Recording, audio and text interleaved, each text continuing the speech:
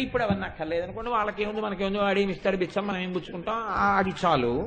కాబట్టి కాబట్టి అష్టమీ చంద్ర విభ్రాజదలిక స్థల శోభిత, ఈ మాట వసిన్యాది దేవతలు అన్నారు. ఈ మాట మహానుభావుడు వ్యాసుడు అన్నాడు. కాబట్టి త్వరిత అన్న నిత్యాదేవత రెండు వైపులా ఉంది కాబట్టి మార్పు లేదు. అంటే ఆవిడ లలాటము ఎప్పుడూ ఇలా ముడతపడ్డము ఉండదు, ఇలా ఉండడము ఉండదు. అంటే ఆవిడకే పరితాపము, ఆవిడికే సుఖము, ఆవిడికే ప్రసన్నత్వము, ఆవిడికే ముకులించుకోవడము ఉంటే ఇంకా మీ ముకులించుకోవడాన్ని, మీ సుఖాల్ని ఆవిడేం చూస్తుంది? ఆవిడ వాటికి అతీతురాలు. వీటిని కల్పించగలిగినదావిడే, తీయగలిగినదావిడే.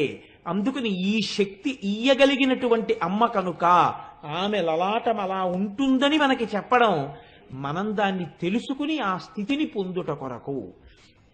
కాబట్టి అష్టమీ చంద్ర విభ్రాజదలిక స్థల శోభిత.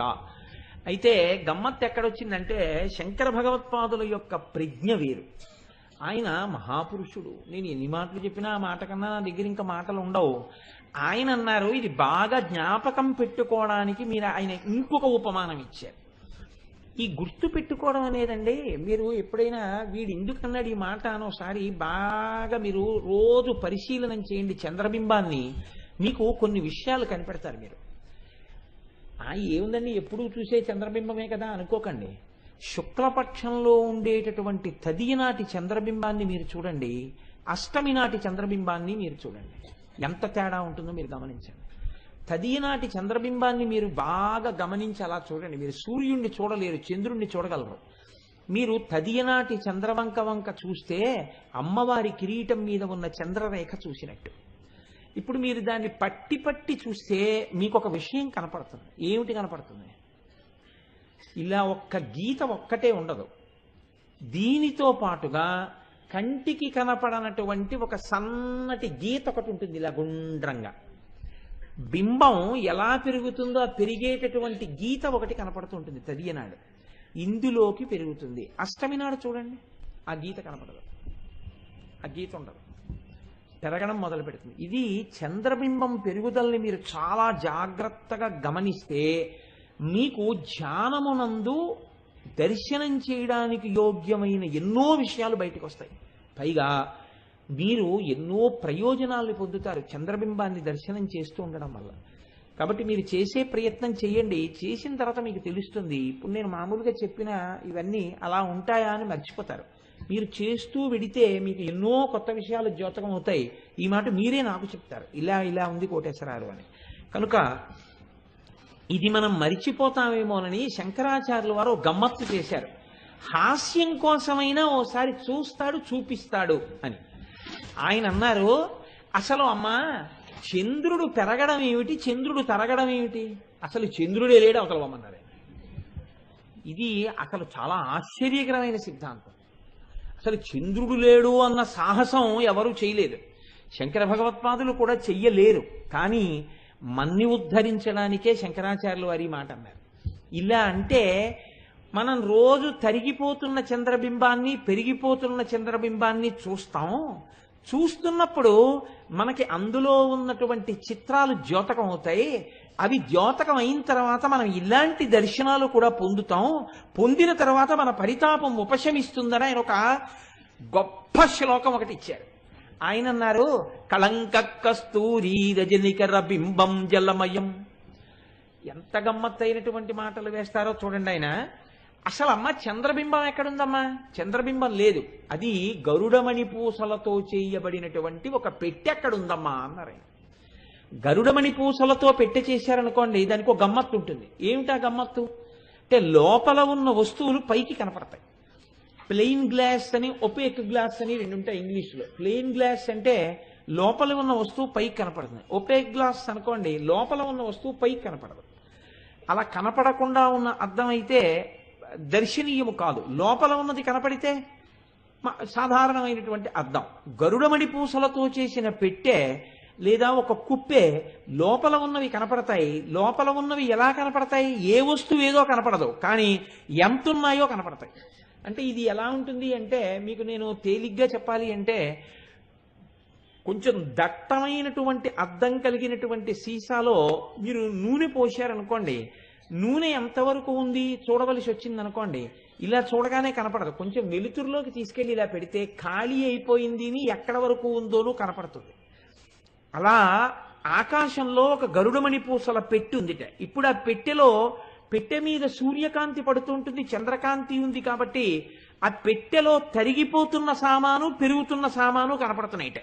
ఆ పెట్టిలో ఏమున్నాయన్నారు అంటే శంకరాచార్యులు వారు అంటారు, కళంక కస్తూరి రజనికర బింబం జలమయం కళాభికర్పూరైర్మరకత మరండం నిబిడితం అతస్వద్భోగేన ప్రతిదినమిదం రిక్తకుహరం విధిర్భూయో భూయో నిబిడయతి నూనం తవ కృతే అన్నారు. చంద్రుడనేం లేదమ్మా లోకంలో, వాళ్ళకి తెలియదు పాపం, పిల్లకాయలు అలా అనుకుంటున్నారు. అది ఒక గరుడమణి పూసల పెట్టే. అందులో నువ్వేం చేస్తావంటే స్నానం చేసేటప్పుడు తీసి కలుపుకోవడానికి కొంచెం కస్తూరి, అందులో వేసుకోవడానికి కాస్త పన్నీరు, నువ్వు ముఖానికి రాసుకోవడానికి అంగరాగాలు, అనగా ఫెయిర్ అండ్ లవ్లీలు అనుకోండి, అంగరాగములు, ఆ తర్వాత ఒంటికి ఇలా ఇలా వేసుకునేటటువంటివి పరిమళ జలాలు, ఆ తర్వాత నువ్వు పెట్టుకునేటటువంటి కస్తూరి బొట్టు, ఇలాంటివన్నీ అందులో పెట్టుకుంటావు. పెట్టుకుంటే అవలా ఉంచేస్తావేంటి? ఉంచేయో ఏం చేస్తుంటావు? రోజు కాస్త కస్తూరి తీసుకుంటావు, బొట్టు పెట్టేసుకుంటావు, కాసిని పరిమళ జలాలు తీసేసుకుంటూ ఉంటావు, ఒంటికి పూసేసుకుంటూ ఉంటావు, కాసిని అంగరాగములు తీసుకుంటావు, ఒంటికి రాసేసుకుంటావు. కాబట్టి తరిగిపోతున్నాయి. ఇప్పుడు ఆ పెట్టె బయట నుంచి చూస్తే సామాను తగ్గిపోతున్నట్టు కనపడుతోంది. ఆ పెట్టెలోని అలంకరణ సామాగ్రి తగ్గిపోతే వీళ్ళు తెలియక కృష్ణపక్షం అంటున్నారు. ఇప్పుడు అంతా తగ్గిపోయింది, ఇంకా చిట్ట చివరకు వచ్చేసింది, ఇంతుంది, నిండుకుంటోంది అంటారు మన వాళ్ళు. ఇంతే ఉంది, ఏదో గీతలా కనపడుతోంది. పెన్నులో రీఫిల్లో ఇంకే అయిపోయే ముందు ఇంకు ఇంత పిసరే కనపడుతుంటే కొత్త రీఫిల్ కొనేసుకుంటామే, అలాగా ఇంత పిసర కనపడుతోంది. అది అమావాస్య నాటి చంద్రుడు అంటున్నారు వీళ్ళు తెలియక. ఇప్పుడు ఎవరు చూడాలి? అమ్మకి సామాను అయిపోతోంది, పరిమళ సామాగ్రి అవి అన్నిని. పెద్ద కొడుకు బ్రహ్మగారు చూడాలి. చూసి అమ్మో అమ్మకి అలంకరణ సామాగ్రి అయిపోతోందని చతుర్ముఖ బ్రహ్మగారు పరిగెత్తుకుంటూ వెళ్ళి గబగబా కాస్త కస్తూరి పట్టుకొచ్చి అందులో పోశారు. పౌర్ణమి నాటి చంద్రుడని వీళ్ళు అంటున్నారు తెలియక. కొంచెం పెరిగింది సామాను. మళ్ళీ బ్రహ్మగారు పరిగెత్తుకుంటూ కొట్టుకెళ్లి మళ్ళీ తీసుకొచ్చి అందులో కాస్త కస్తూరి పోశారు, ఇంకొంచెం పెరిగింది. మళ్ళీ పరిగెత్తుకుంటూ కొట్టుకెళ్లి కాస్త అంగరాగములు తెచ్చి అందులో పోశారు, ఇంకొంచెం పెరిగింది. ఆయన అలా పరిగెత్తుకెళ్లి తీసుకొస్తున్నాడు, పోస్తున్నాడు, పెట్టెంతా నిండింది. పౌర్ణమి చంద్రుడని వీళ్ళు అంటున్నారు. అక్కడ పౌర్ణమి చంద్రుడు ఏం లేడు. నీవు వాడుకునేటటువంటి అలంకరణ సామాగ్రితో కూడుకున్నటువంటి గరుడమణి పూసల పెట్టె, అందులో సామానంతా నిండింది. ఇప్పుడు అది పౌర్ణమి అంటున్నారు. అమ్మయ్యా అమ్మకి సామానంతా పెట్టేశానని బ్రహ్మగారు వెళ్ళి కళ్ళు మూసు కూర్చునేటప్పటికీ మళ్ళీ నువ్వు తీసేసుకుంటున్నావు, రాసేసుకుంటున్నావు. విధిర్భూయో భూయో నిబిడయతి నూనం తవ కృతే. మళ్ళీ తగ్గిపోయేటప్పటికీ కోడలు చూసింది సరస్వతీదేవి, ఏమండో అత్తయ్య గారి టాయిలెట్ బాక్స్ లో సామాన్ తగ్గిపోయిందని. బ్రహ్మగారు మళ్ళీ పరిగెత్తుకెళ్ళి గబగబా తీసుకొచ్చి కొడుకు మళ్ళీ అందులో పోస్తున్నాడు. ఆయనకి విసుగు లేదు, పరమ సంతోషం అమ్మకి టాయిలెట్ సామాన్ తేవడం. నీకు అలుపు లేదు, ఒంటికి రాసుకుంటూనే ఉన్నావు. అమ్మా నీవు మహాపతివ్రతవు కనుక, నిత్య సువాసినివి కనుక ఇవన్నీ రాసుకుంటూ ఉంటావు. అది నీ టాయిలెట్ బాక్స్ అమ్మా, చంద్రుడని ఎవడన్నాడు అన్నారు. శంకరాచార్యుల వారి ప్రజ్ఞ అంటే అలా ఉంటుంది. ఇప్పుడు మిగిలినవి అర్థం అవనివ్వండి, అర్థం అవ్వకపోనివ్వండి, ఇది అర్థం అవడానికి పెద్ద పాండిత్యం ఏం అక్కర్లేదు. ఇది విన్నవాడు ఏం చేస్తాడంటే రోజు ఒకసారి కృష్ణపక్షం అనుకోండి, అదిగోనండి అమ్మవారు ఫెయిర్ అండ్ లవ్లీ వారు రాసేసుకుందో తగ్గిపోయింది చూసావా అంటాడు భార్యతోటి. ఇలా రోజు అంటూ ఉండగా మీరు ఏం చేస్తారు, అమావాస్య వరకు చూస్తారు. చూసి మళ్ళీ బ్రహ్మగారు పట్టుకొచ్చి పోస్తున్నాడు, టాయిలెట్ బాక్స్ పెరుగుతోందంటారు. మీరు ఏ దృష్టికోణంతో చూడండి, మెల్లమెల్లగా మీకు చంద్రబింబాన్ని చూస్తున్నప్పుడు కొత్త ఆలోచనలు వస్తుంటాయి. ఈ ఆలోచనలు రావడానికి మిమ్మల్ని సిద్ధం చెయ్యడం కోసం శంకర భగవత్పాదులు ఎంత అందమైన ప్రణాళిక వేసి మిమ్మల్ని చంద్రుడి వైపుకి తిప్పారో చూడండి. ఇది శంకరాచార్యుల వారి ప్రజ్ఞ. వారంటారు సౌందర్యలహరిలో అమ్మవారి యొక్క లలాటం గురించి శంకరాచార్యుల వారు ఒక గొప్ప శ్లోకం ఇచ్చారు. ఈ శ్లోకం నేనైతే అనుకుంటాను, మీ అంతటా మీరుగా శ్లోకాన్ని చదువుకుని మీరు ఆ శ్లోకానికి అర్థతాత్పర్యాలు తెలుసుకుని మీరు ఇది ఎలా వస్తోంది అని బాగా అర్థం చేసుకుంటే మీరు అర్థం చేసుకోవడానికి చేసినటువంటి ప్రయత్నమే ధ్యానము. శంకరాచార్యులు వారి ప్రజ్ఞ ఎక్కడుంటుందంటే, దీని మీద ధ్యానం చేస్తే పిల్లలకి గొప్ప ప్రయోజనం ఉంటుంది అని ఆయన అనుకున్నారనుకోండి, ఆయన చెప్తున్నట్టు ఉంటుంది, కానీ ఆయన ఏం చెప్పరు. మీతో ధ్యానం చేయించి మీతో జవాబు చెప్పిస్తారు. ఇలా చేయడం వల్ల ఏమైపోతుందంటే మీకు తెలియకుండానే మీరు ఆ విషయాన్ని తెలుసుకునే ప్రయత్నం చేస్తారు. ఈ తెలుసుకునే ప్రయత్నమే ధ్యానము. ఆ ధ్యానమునందు మీ మనస్సును అక్కడికి తీసుకెడతారు. తీసుకెళ్లడంలో మీరు దానివల్ల కృతకృత్యులైపోతారు. జీవితంలో గొప్ప ప్రయోజనాన్ని పొందేస్తారు. అటువంటి శ్లోకం ఒకటి శంకరాచార్యుల వారు అమ్మవారి నుదురు మీద ఇచ్చారు. అందులో అంటారు, లలాటం లావణ్య స్థవవదన సౌందర్యలహరి. అందులో తనోతుక్షేమన్న స్థవవదన సౌందర్యలహరి అంటారు ఆ శ్లోకంలో. లలాటం లావణ్య ద్యుతి విమలమా భాతి తవయత్. ఆయన కూడా ఎలాగైతే వసిన్యాది దేవతలు అన్నారో అలాగే మొదలు పెడతారు శ్లోకాన్ని. వీళ్ళు అష్టమీ చంద్ర విభ్రాజదళిక స్థల శోభిత అన్నారు. ఆయన అన్నారు లలాటం లావణ్య ద్యుతి విమలమా భాతి తవయత్.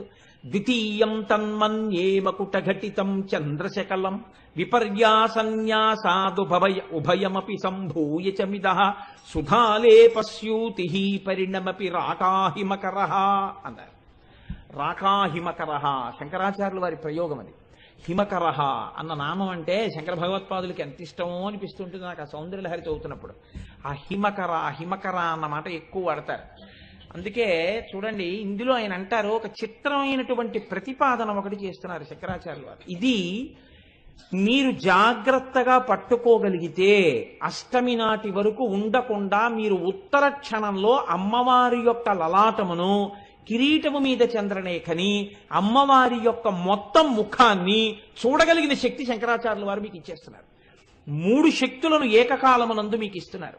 ఇదే దీన్ని పట్టుకుని పారవస్యాన్ని పొందుతూ ముత్తుస్వామి దీక్షితులు వారు కీర్తన చేశారు.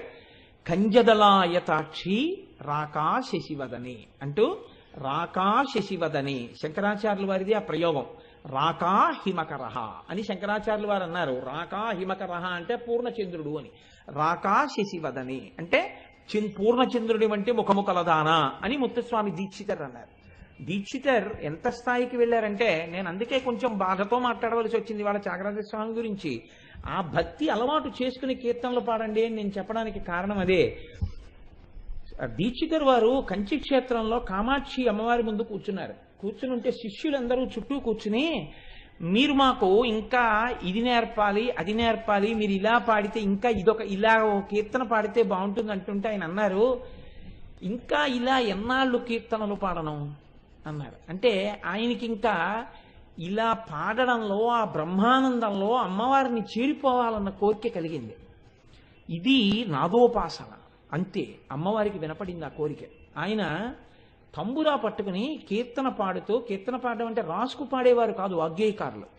ఆయన అమ్మవారి వంక చూస్తూ కామాక్షి అమ్మవారి వంక పశుపాశ విమోచని కామాక్షి అని కీర్తన చేస్తున్నారు.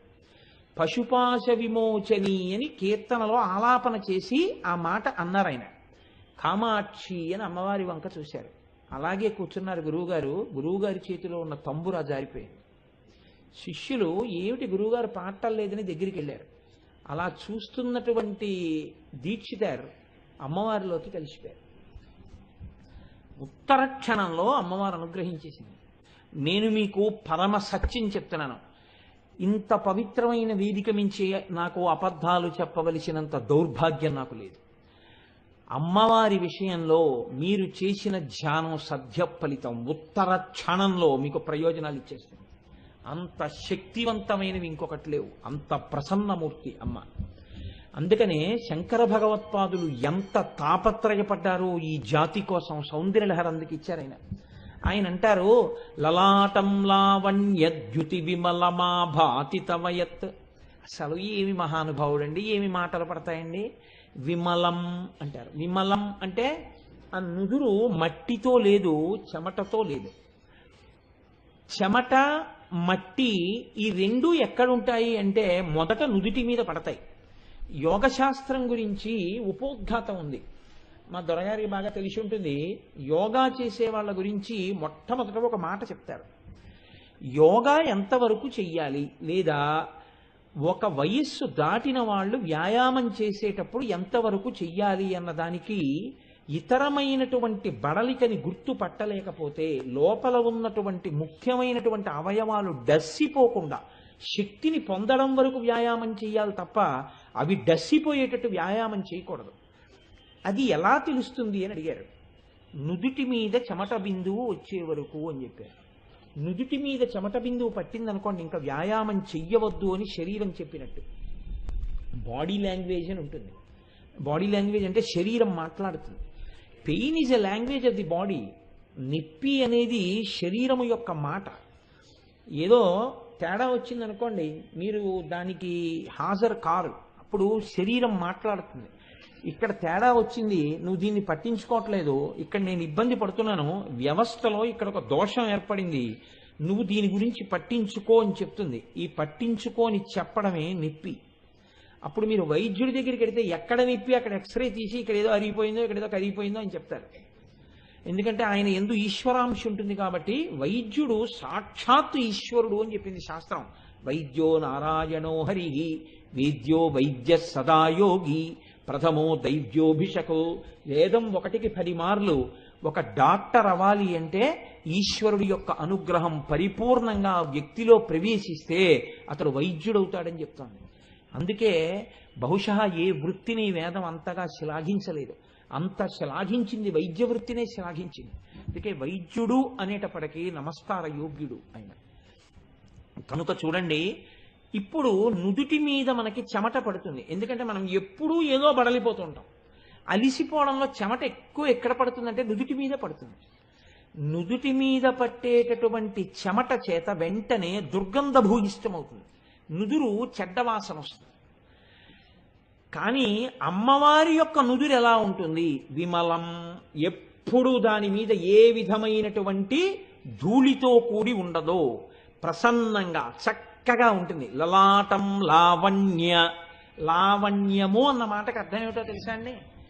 తిక్కన గారు మహాభారతంలో దీని గురించి ద్రౌపదీదేవి ఎందు ఆరోపించి మాట్లాడతాడు.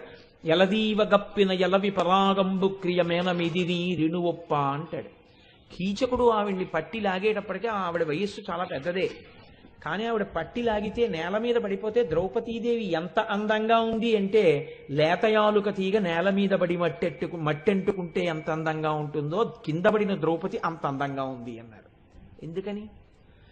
ఆవిడిది అమ్మవారి అంశ. యాజ్ఞసేని ఆవిడ అగ్నిహోత్రంలోంచి పుట్టింది. పుడుతూనే యవ్వనంతో పుట్టింది ఆవిడ. ద్రౌపదీదేవి అంటే మాటలు కాదు, మహాభారతంలో అంతటి గొప్ప తల్లి. అందుకని లావణ్యము అంటే వయస్సుతో పోనిది, కాలగతిలో పోకుండా ప్రకాశించేదేదో దాన్ని లావణ్యమని పిలుస్తారు. చాలా అందంగా ఉంది అనడానికి నన్ను మన్నించండి, నేను ఏ నీచ భావనతో చెప్పట్లేదు. ముఖాన్ని దృష్టిలో పెట్టుకుని సాధారణంగా చెప్తారు చాలా బాగున్నారు అని. కానీ చాలా బాగున్నారు అని చెప్పడానికి ప్రధాన హేతువైన ముఖము ఏది ఉందో అది ముడతలు పడిపోతుంది. జర్జరీ భూయిష్టం అయిపోయి వయసు అయిపోయిన తర్వాత నుదురంతా ముడతలే, ఈ బుగ్గలు సాగిపోతాయి, అంద వికారం అయిపోతుంది. కానీ అప్పుడు కూడా అమ్మవారిలా ఉందండి ఆవిడ అంటారు. కొంతమందిని చూసి చూడండి, వెలిగిపోతుంటారు. అది అమ్మవారి యొక్క అంశ ఉందన్నమాట. లావణ్యము, తరగనటువంటి సౌందర్యముతో ఉంటారు వయస్సులో. అమ్మవారి నుదురు అలా ఉందిట. లలాటం లావణ్య ద్యుతి, కాంతితో ఉందిట. విమల ఆభాతి తమయత్. అమ్మా, నీ యొక్క లలాటము ఏది ఉందో అది సుగంధభరితమై ఉన్నది. ఇప్పుడు మీరు దగ్గరగా ఇక్కడ అమ్మవారి లలాట దర్శనం చేస్తే అమ్మవారు ఒంటికి రాసుకున్నటువంటి అంగరాగముల యొక్క వాసన మీకు తగులుతుంది. అందుకే ఇది మీరు విని వదిలిపెట్టేయండి అంతే. అమ్మవారి ఉపాసనలో పెద్ద రహస్యం ఏమిటో తెలుసా అండి? అమ్మవారి ప్రసన్నమవుతోందని గుర్తు ఏమిటంటే కుంకుమ వాసన ముందొస్తుంది. బాగా కుంకుమ వాసన వచ్చేయడం మొదలెడుతుంది. మీరు కాసేపటికి గమనించి ఏంటి ఇంత కుంకుమ వాసన అని చుట్టూ చూస్తే ఎక్కడ ఉండదు.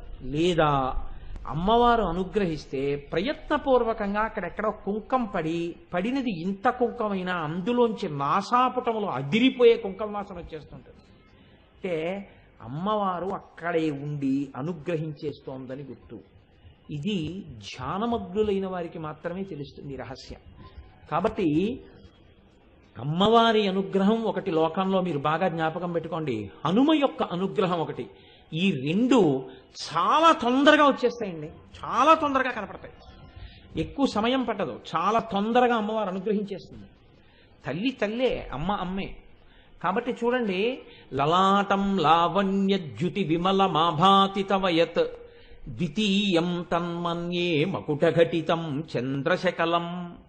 ఇప్పుడు శంకరాచార్యుల వారు మొదటి పాదంలో అమ్మవారి యొక్క నుదుటి గొప్పతనాన్ని చెప్పారు. చెప్పి స్కిప్డ్ అంటారే, అలా సడన్ గా అకస్మాత్తుగా ఆ లలాటము గురించి వదిలిపెట్టేసి ఒక్క దూకు దూకారు. ఎక్కడికి వెళ్ళిపోయారు ఆయన? దేని గురించి మాట్లాడుతున్నారు? ద్వితీయం తన్మన్యే. మన్యే అంటే ఊహించుచున్నాను, ఊహించుచున్నాను అంటే ధ్యానించుచున్నాను. ద్వితీయం తన్మన్యే మకుట ఘటితం చంద్రశకలం. అమ్మా, చంద్రుడి యొక్క ఒక అర్ధభాగము నీ యొక్క కిరీటము మీద ఉన్నదని నేను ఊహించుచున్నాను. ఇప్పుడు శంకరాచార్యుల వారు చెప్పింది ముందు అలా గుర్తుపెట్టుకోండి. చంద్రుడిలో ఒక అర్ధభాగం ఎక్కడుంది? కిరీటం మీద ఉంది. ద్వితీయం తన్మన్యే మకుటఘటితం చంద్రశకలం విపర్యాసన్యాసాదుభయమపి సంభూయ చమిదః. రెండవ అర్ధభాగం నేను చెప్పక్కర్లేదు, నీ లలాటంలా ఉంది.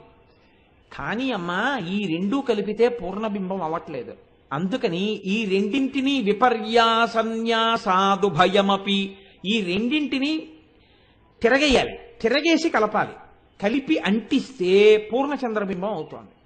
ఇది విపర్యాసన్యాసాదుభయమపి సంభూయ చమిదః సుధాలేపస్యూతి పరిణమపి రాకాహిమకరః.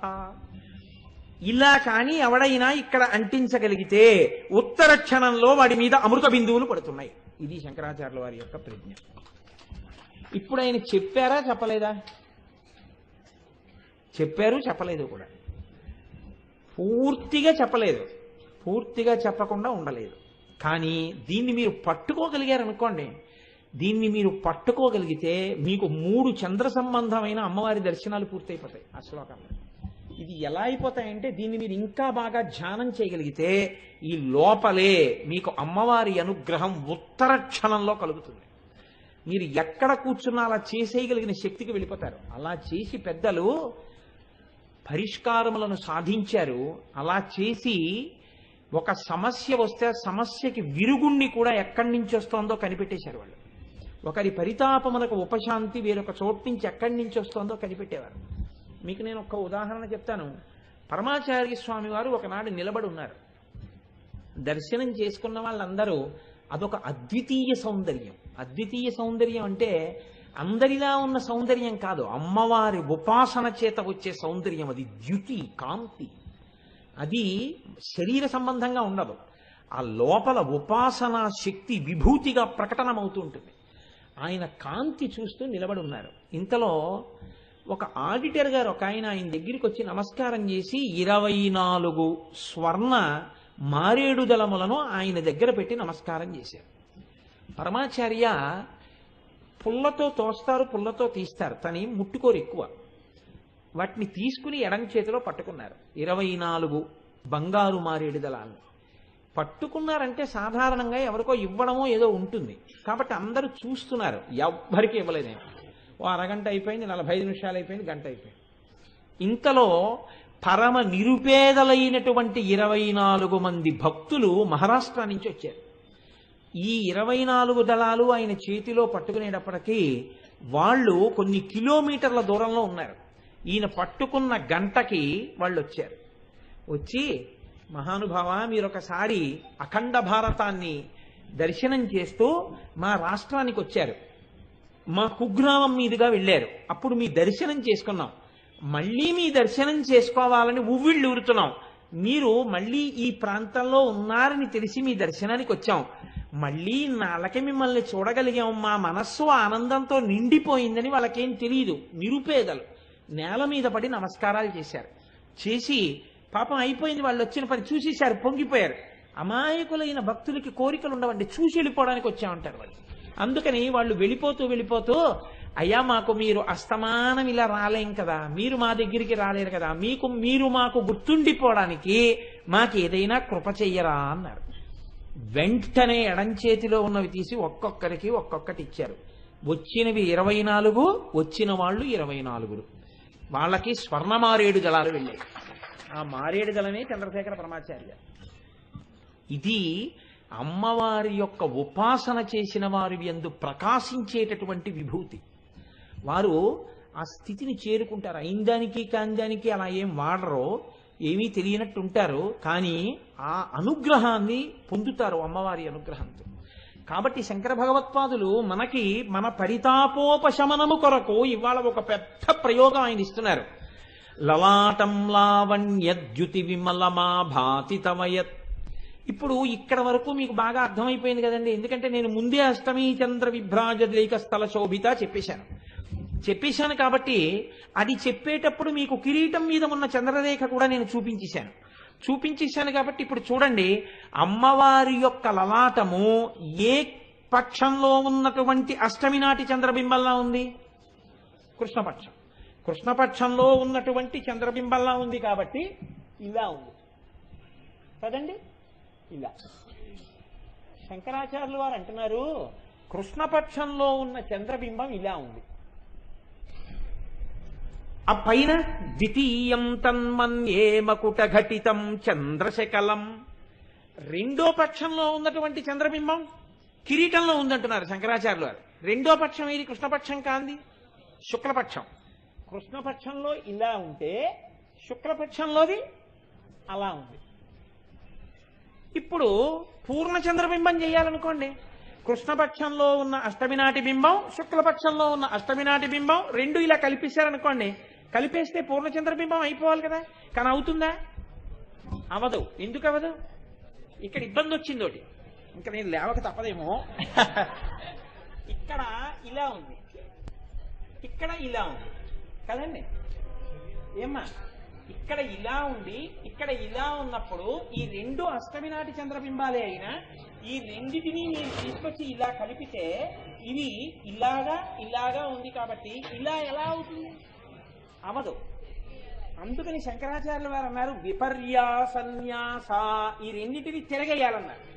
అంటే ఇప్పుడు ఇక్కడ ఉన్నటువంటి చంద్రబింబాన్ని ఇలా తిప్పి చూడాలి, ఇక్కడ ఉన్న చంద్రబింబాన్ని ఇలా తిప్పాలి.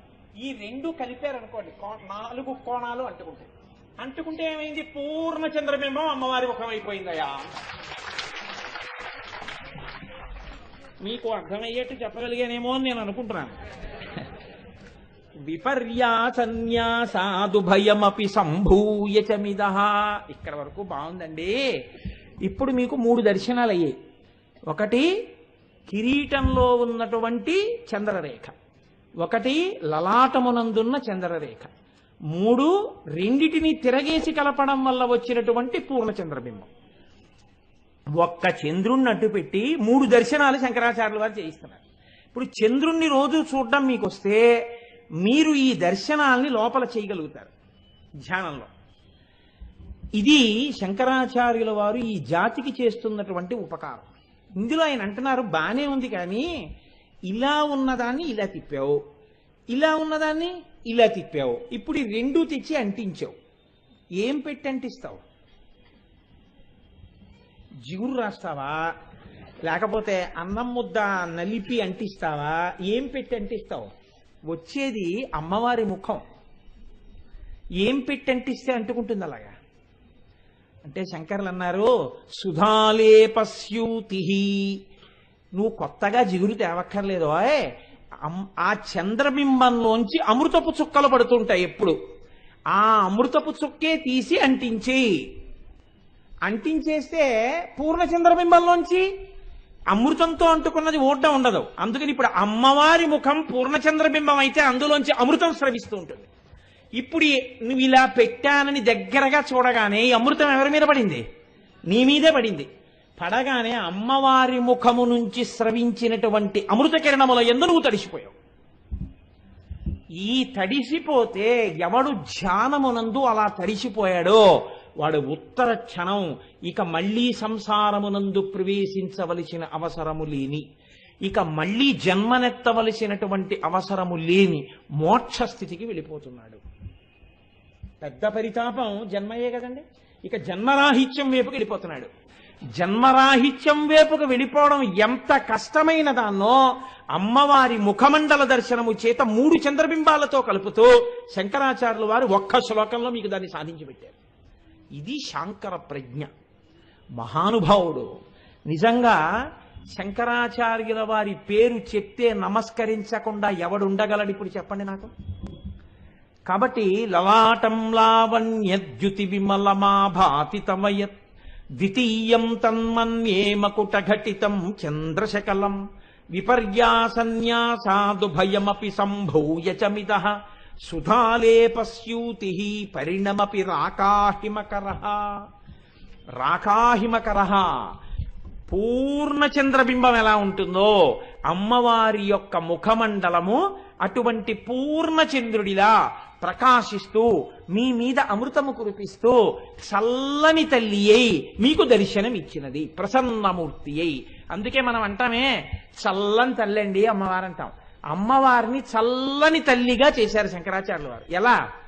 2 చంద్రుడి యొక్క ముక్కలు పట్టుకుని 3 దర్శనాల్లో పూర్ణచంద్రబింబ దర్శనంతో అమ్మవారి ముఖమండల దర్శనమే మీకు చేయించేశారు.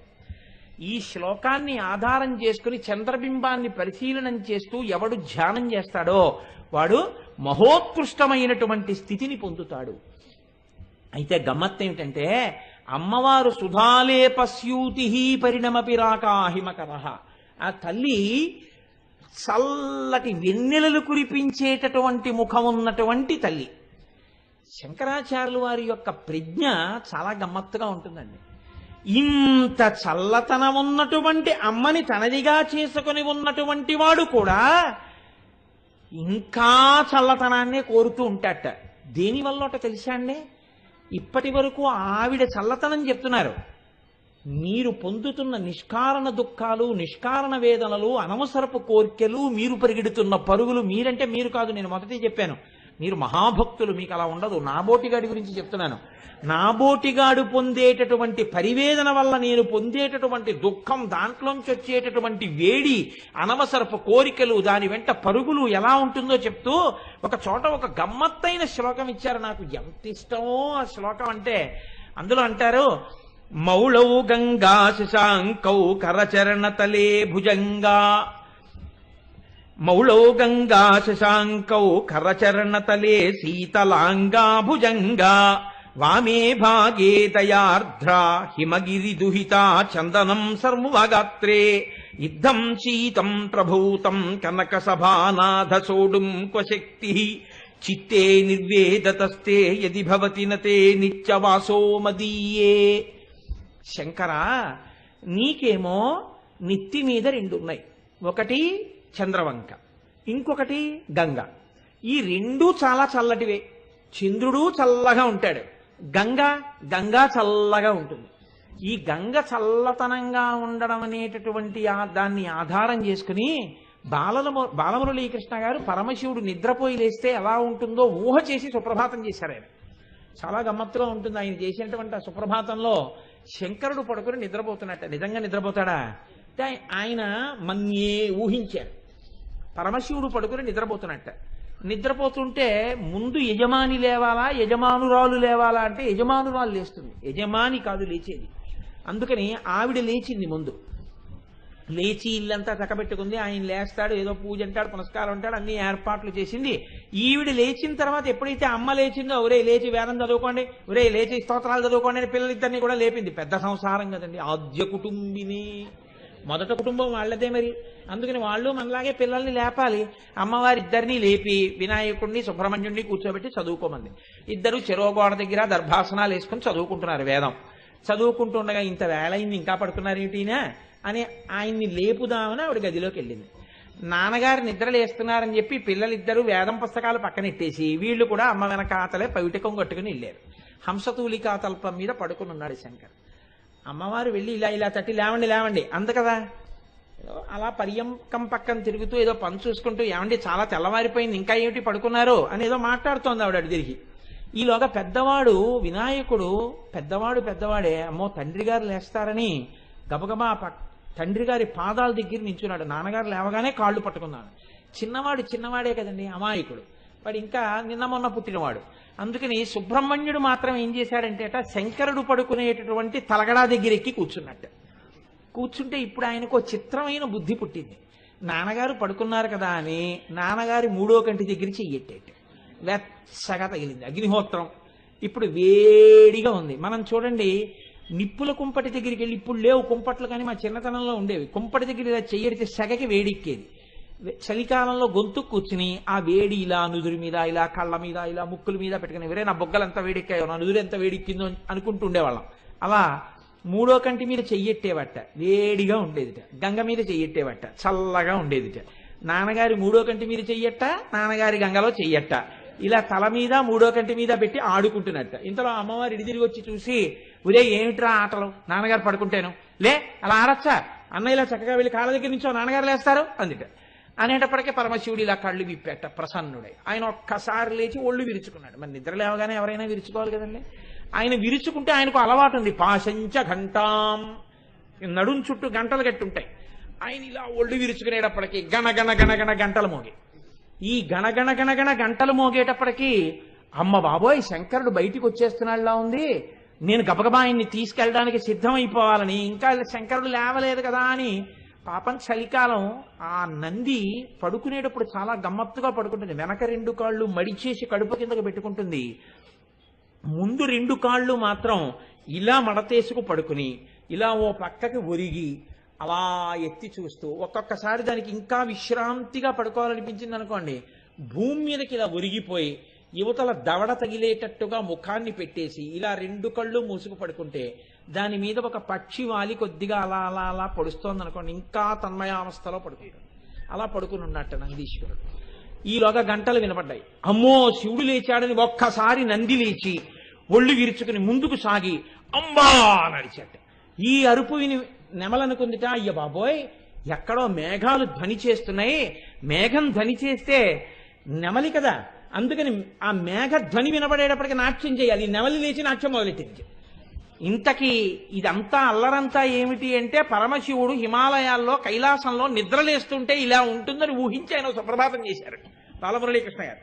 సరే అదొక సందడి అనుకోండి, ఇప్పుడు మళ్ళీ అక్కడితో చాలు, ఇంకా అంతకన్నా వెళ్ళిపోతే ఇంకా సౌందర్యలహరి లలితా సహస్రంలోంచి బాలమురళీకృష్ణ గారి సుప్రభాతం ఇంకా దానికి ఒక అంతు పంతు లేకుండా వెళ్ళిపోతుంది. కాబట్టి ఇంతకీ నేను మీకు ఈ విషయాన్ని దేనికి మనవి చేయవలసి వచ్చింది అంటే, పరమశివుడి యొక్క తల మీద మౌళో గంగా శశాంకౌ, ఆయన తల మీద గంగ ఉంది, చంద్రబింబం ఉంది, తల చల్లగా ఉంటుంది. ఇవి చాలదన్నట్టు కరచరణ తలే శీతలాంగా భుజంగా, చేతులకి కాళ్ళకి అన్నింటికి పాములు చుట్టుకుని ఉంటాడు. మెడలో పాము అడుగు భాగం చల్లగా ఉంటుంది, అందుకని ఒంటికి పాములన్నీ చల్లగా తగులుతుంటాయి. వామే భాగే దయార్ధ్ర హిమగిరి దుహిత, ఎడమ పక్కనేమో అమ్మవారు కూర్చుని ఉంటుంది, ఆవిడేమో హిమాలయ పర్వతాలకి రాజైనటువంటి హిమవంతుని కూతురు, అందుకని పుట్టుకతోనే చల్లతనం. ఇది చాలదన్నట్టు దయార్ధ్ర, అపారమైన దయ కలిగిన తల్లి, అందుకని ఇంకా చల్లగా ఉంటుంది. చల్లని తల్లి పక్కన భార్య, అందుకని ఈ పక్కన చల్లతనం. చందనం సర్వగాత్రే, ఒంటి నిండా చందనం రాసేశారు కాబట్టి ఒంటి నిండా చల్లతనం. ఇది చాలదన్నట్టు మార్గశీర్ష మాసం, ఆర్ద్రా నక్షత్రం, అపారమైన చలి, ఉహూయ నివడక లోకముర్వీనాథానందరూ వణుకుతున్నారు. ఈయనకి మాత్రం ఇవి చాలదన్నట్టు నెత్తి మీద ధారాపాత్ర, దాని మించి పడుతున్నటువంటి నీళ్లు, యుద్ధం శీతం ప్రభూతం కనక సభానాథ సోఢుం శక్తి. ఇంత చల్లతనం ఎలా భరిస్తున్నావయ్యా మార్గశిర మాసంలో, ఆర్ద్రా నక్షత్రంలో, ఆ శివాలయంలో పైనుంచి ఆ పడుతున్నటువంటి ఆ చల్లటి నీళ్ళని ఎలా భరించగలుగుతున్నావు శంకరా నువ్వు అని కవి అన్నాడు. నాకు అర్థమైంది. చిత్తే నిర్వేదతస్తే యది భవతి నతే నిత్యవాసో మదీయే. నువ్వు నా హృదయంలో కదా ఉంటావు, నా దిక్కుమాలిన గుండెల్లో ఎప్పుడు కోరికలు తీరలేదని ఏడుపులు, ఈ రెండే కదా. అందుకని దీంట్లో ఉన్నంత వేడి తట్టుకోవడానికి నీకింత చల్లదనం కావలసి వచ్చింది అన్నాడు.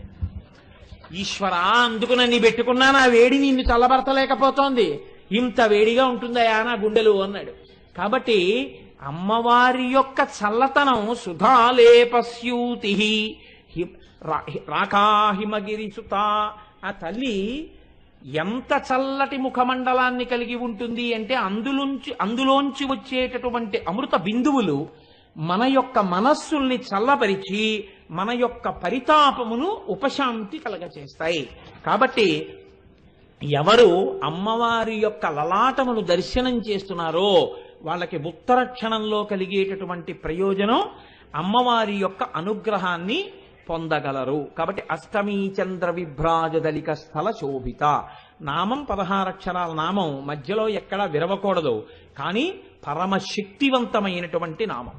దీని తర్వాత వెంటనే అంటారు, ఈ రెండు నామాల్ని వేరువేరుగా వ్యాఖ్యానం చేయడం ఇష్టం లేక ఇవాళే దీన్ని తీసుకొచ్చేసే ప్రయత్నం నేను చేస్తున్నాను. ముఖచంద్ర కళంకాభం మృగనాభి విశేషక అంటే అమ్మవారి యొక్క లలాటం గురించి చెప్పినప్పుడు లలాటములో ఉన్నటువంటి బొట్టు గురించి వెంటనే చెప్పేస్తున్నారు. ఎంత గొప్ప మాట వాడారంటే వసిన్యాది దేవతలు, ముఖచంద్ర కళంకాభం మృగనాభి విశేషక. అమ్మవారి బొట్టు దేనితో పెట్టుకుంటుంది అంటే మృగనాభితో పెట్టుకుంటుంది. మృగనాభి అంటే కస్తూరి. మృగనాభి అంటే కస్తూరి మృగం యొక్క బొడ్డు దగ్గర నుంచి ఆ కస్తూరి వస్తుంది. ఆ కస్తూరి మృగం ఏం చేస్తుందంటే దాని వాసన దానికి తగులుతుంది మేత మేసేటప్పుడు. అబ్బా ఎంత సువాసన వస్తుందో, ఎక్కడిదో ఈ సువాసన అనేది అడివంతా పరిగెడుతుంది. దానికి తెలియదు దాని బొడ్డు దగ్గరే కస్తూరి పైకొచ్చింది, ఆ కస్తూరిదే ఈ సువాసన అది తెలుసుకోలేదు. ఆ కస్తూరి మృగం యొక్క నాభి దగ్గర నుంచి ఊరినటువంటి ద్రవం కాబట్టి దానికి మృగనాభి అని పేరు. కాబట్టి ముఖచంద్ర కళంకాభం మృగనాభి విశేషక. అమ్మా, నీ ముఖమండలమునందు నీ లలాటమునందు పెట్టుకున్నటువంటి బొట్టు ఎలా ఉందో తెలుసా? చంద్రబింబములో ఉండేటటువంటి మత్స చంద్రబింబమునకు ఎంత సహజంగా ఉండి ఎంత శోభనిస్తోందో నీ ముఖమునకు ఉండేటటువంటి బొట్టు అంత సహజముగా ఉంటుంది. అంటే రెండవ కోణం నా నోటితో నేను అనక్కర్లేదు. చంద్రుడు మత్స లేకుండా ఎప్పుడూ కనపడడు, అమ్మవారు ఎప్పుడూ బొట్టుతోనే కనపడుతూ ఉంటుంది. ఎప్పుడూ మత్సతో కనపడిన చంద్రుడిలా ఎప్పుడూ బొట్టుతోటే అమ్మవారు కనపడుతూ ఉంటుంది. అంటే ఆవిడ యొక్క సువాసినిత్వం, ఆవిడ యొక్క ఐదోతనం అందులో ప్రకటనమవుతోంది. లలాటమును చూసినప్పుడు లలాటం మధ్యలో అమ్మవారి యొక్క బొట్టు కూడా కనపడుతుంది. దేవతలు కస్తూరి బొట్టు పెట్టుకుంటారు గుండ్రంగా. అందుకే కస్తూరి తిలకం లలాట పలకే వక్షస్థలే కౌస్తుభం నాసాగ్రే నవమౌక్తికం కరతలే వేణుం కరే కంకణం సర్వాంగే హరిచందనం చ కలయం కంఠే చ ముక్తావళీం గోపస్త్రీ పరివేష్టితో విజయతే గోపాల చూడామణిం అంటాడు కృష్ణకర్ణామృతంలో మహానుభావుడు. కనుక ఇక్కడ కూడా అమ్మవారు కస్తూరి బొట్టే పెట్టుకుంటుంది. అందుకే మనం ఇప్పటికీ అమ్మవారి గురించి చెప్తే కస్తూరి తిలకంచితేందు విలసత్ప్రోద్భాసి పాలస్థలీం కర్పూర ద్రవమిశ్ర చూర్ణ కపురా మోదోల్ల సద్వీటికాం లోలాపాంగ తరంగ తైరితి కృపాసారైర్నతానందినీం శ్రీశైల స్థలవాసినీం భగవతీం శ్రీమాతరం భావయే అంటాం. అమ్మవారి ముఖంలో బొట్టు ఎప్పుడు చంద్రబింబంలో మత్స ఎలా ఉంటుందో అంత సహజంగా బొట్టుతో ఉంటుంది. ఇక్కడ మీరు ఈ బొట్టు అనగానే కొన్ని విషయాల్ని తెలుసుకోవలసి ఉంటుంది. అమ్మవారి బొట్టు ఎంత గొప్పది అంటే ఆ తల్లి ప్రకటనముగా పక్కన లేకపోయినా ఎప్పుడూ ఆమె భగవంతుడితో శక్తి స్వరూపిణిగా కలిసే ఉంటుంది. దీనికి నేను తరచు చెప్తుంటాను. పోతన గారు అనుభవించినటువంటి సన్నివేశాన్ని. బ్రహ్మచారిగా వచ్చాడు వామనమూర్తి, పక్కన భార్య లేదు. భార్య లేకపోయినా ఆయనకి దానం చేసేటప్పుడు బలిచక్రవర్తి అన్నాడు, రమ్మా మానవ కొత్తమ లెమ్మాని వంచితమ్ము లేదనకిత్తున్ చెమ్మ అడుగుల ఇటురా నిమ్మా కడు గంగ వలయు నేటికి తడయన్. ఇదిగోనయ్యా బంగారు పళ్ళెం, బ్రహ్మచారి పాదాలు పెట్టి కడుగుతానన్నాడు. బ్రహ్మచారి కాబట్టి ఆ బంగారు పళ్ళెంలో నుంచి కాళ్ళు కడగమన్నాడు. వింధ్యావళి బలిచక్రవర్తి భార్య బంగారు చెంబుతో నీరు పోస్తోంది ఆ కలశతోటి. బలిచక్రవర్తి కాళ్ళు కడుగుదామని వంగాడు. పోతన గారు అన్నారు, బలిదైత్యేంద్ర కరద్వయీకృత జల ప్రక్షాళన వ్యాప్తికిం జలజాతక్షుడు సాచ యోగి సుమన సంప్రర్థిత శ్రీదమున్ కలితానమ్ర రమా లలాట పదవీ కస్తూరికాషాదమున్ నళినామోదము రత్ననూపరము నానావేదమున్ పాదమున్ అన్నారు. ఆ శ్రీమన్నారాయణుడు బ్రహ్మచారిగా ఉన్న వామనమూర్తిగా కాళ్ళు కడుగుదామని వంగిన బలిచక్రవర్తికి బ్రహ్మచారిగా ఉన్నటువంటి వామనమూర్తి పాదముల రెండింటి మీద కస్తూరి బొట్లు 2 కనబడ్డాయిట. ఎక్కడవి కస్తూరి బొట్లు అన్నాడు. నిద్ర లేవగానే అమ్మవారు తన పతి కనుక, పరమ గురువు కనుక, ఆయన పాదములకు తన లలాటము తగిలేటట్టుగా వంగి నమస్కారం చేస్తుంది. చేసినప్పుడు ఆవిడ లలాటమునకు పెట్టుకున్నటువంటి కస్తూరి తిలకం ఆయన పాదాల మీద ముద్రపడింది. అందుకని అమ్మవారు అంతటి మహాపాతివ్రత్యాన్ని తన బొట్టు చేత కూడా ఆవిష్కరిస్తూ ఉంటుంది. మీరు ఒక విషయాన్ని బాగా జ్ఞాపకం పెట్టుకోవాల్సి ఉంటుంది. కనుబొమల మధ్యలో ఉండేటటువంటి ఆజ్ఞాచక్రం మీద మాత్రమే ఈ బొట్టు పెట్టుకుంటారు. బొట్టు ఎక్కడ పడితే అక్కడ పెట్టుకోకూడదు, ఎలా పడితే అలా పెట్టుకోకూడదు. ఆజ్ఞాచక్రం మీద మాత్రమే బొట్టు పెట్టుకుంటారు. అసలు ఈ బొట్టు పెట్టుకోవడం అనేటటువంటిది అమ్మవారు ఎందుకు పెట్టుకుంటుంది అన్న విషయాన్ని మీరు విన్న ఉత్తర క్షణంలో మీరు వదిలిపెట్టినటువంటి అనేక సంస్కారముల చేత జరిగినటువంటి పాపం నశిస్తుంది. రెండు, గొప్ప శోభ మళ్ళీ చేకూరుతుంది. మనం బొట్టు దేనికి పెట్టుకుంటాము అంటే, ఒకటి ఆజ్ఞాచక్రాన్ని రక్షణ చేసుకుంటాం. ఇప్పుడు మనిషి ఆలోచనలు ఎక్కడుంటాయంటే ఆజ్ఞాచక్రం మీదే ఉంటాయి. ఏదైనా దర్శనం చెయ్యాలి, ధ్యానం చెయ్యాలనుకున్నాడు అనుకోండి, బాహ్యనేత్రములు మూసేసి వెన్నుపాము నిటారుగా పెట్టి తేలికగా కూర్చుని రెండు చేతులు ఇలా పెట్టుకుని ఈ ముక్కు యొక్క పైభాగమునందు దృష్టిని నిలిపి భ్రూమధ్యమునందు తాను చేస్తున్నటువంటి ధ్యానంలో దేవతా దర్శనానికి ప్రయత్నం చేస్తాడు. మనసు అటు ఊగి ఇటు ఊగి అటు ఊగి ఇటు ఊగి నిలబడుతుంది. నిలబడిన తర్వాత దర్శనం ఈ భ్రూమధ్యంలో ఆజ్ఞాచక్రం మీద జరుగుతుంది. అందుకే మీరు చూడండి, ఏదైనా గుర్తు రాలేదనుకోండి, గుర్తు రాకపోతే ఏం చేస్తారంటే అంటారు, అంటే ఇలా కళ్ళు మూసుకుని ఇక్కడికి దృష్టి పెట్టి ఇక్కడ ఆలోచిస్తాడు. ఆజ్ఞాచక్రం మనస్సు ఇక్కడ నిలబడుతుంది. అందుకని ఈ ఆజ్ఞాచక్రం మీద బొట్టుతో ఆచ్ఛాదన చెయ్యాలి. సాధారణంగా లోకంలో ఉండేటటువంటి ప్రజ్ఞ ఎలా ఉంటుందంటే, ఎప్పుడూ ఆజ్ఞాచక్రం బొట్టు చేత ఆచ్ఛాదన చేయబడితే ఒకటి దృష్టి దోషం ఉండదు.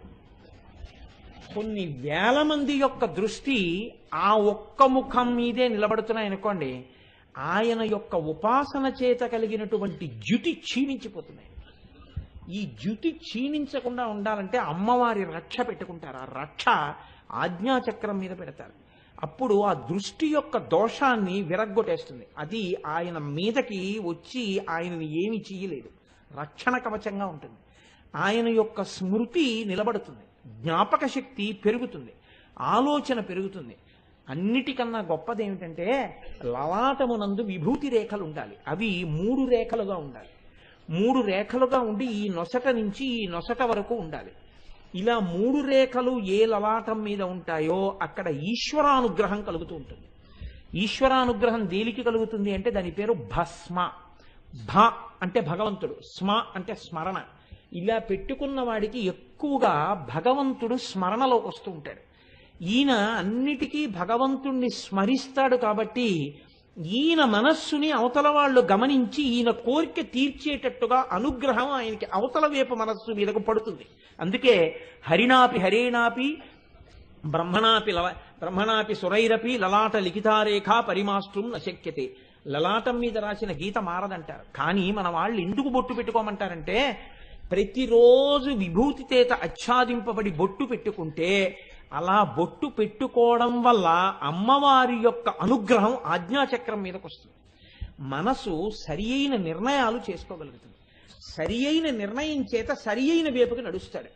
2, అశౌచంతో ఉన్నాడు అని గుర్తు ఏమిటంటే బొట్టు ఉండదు.